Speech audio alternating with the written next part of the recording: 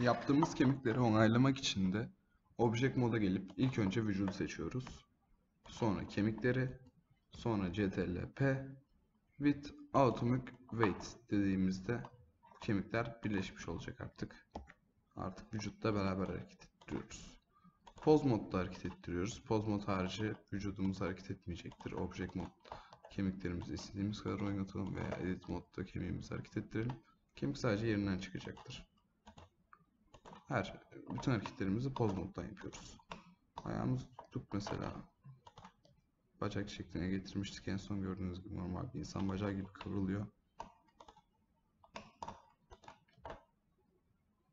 Böylece hareketlerimizi pose moddan veriyoruz.